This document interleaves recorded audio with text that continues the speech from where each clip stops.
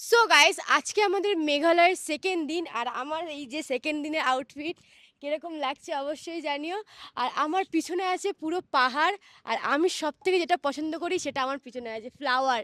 এই দেখো কি মিষ্টি কালারটা দেখো, কি সুন্দর না আয়ুষ? হ্যাঁ, দারুণ আমার দেখতে। ইচ্ছা করছে যে আমি এটাকে ছিঁড়ে ফেলে দিই। হ্যাঁ, মানে পারো, ফেলে দিই ছেড়ে মানে দাও, কি ছেড়ে দাও। ছিঁড়ে আমার হাতে রাখি, ফেলে দিই না, ওটা একটু আমার বলা ভুল ধরো, হলো। পারো। না, না, না বাবা।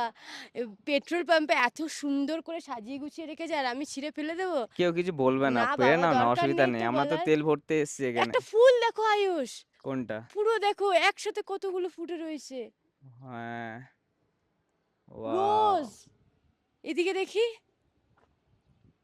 এই দেখো আরেকটা, আরেকটা, আরেকটা। এটা তো পুরো বুফে। ও বাবা, বুফে না বুকে?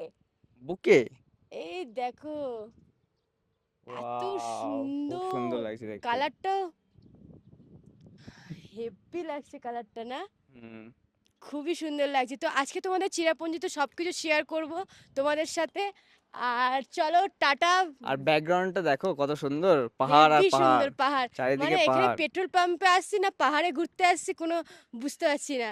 কলকাতায় যদি এরকম ২-৪ টে হতো ভালো আর হতো। ওয়েদারও খুব সুন্দর আজকে। ওয়েদার খুব ঠান্ডা। ঠান্ডা। আমি তো জ্যাকেট পরেছিলাম, একটু মানে আগে রোদ খুলে দিলাম। পড়েছে কিন্তু মানে সেরকম নেই। মানে গরম গরম নেই। নেই, ঠান্ডা। হুম। পাহাড়ি এলাকা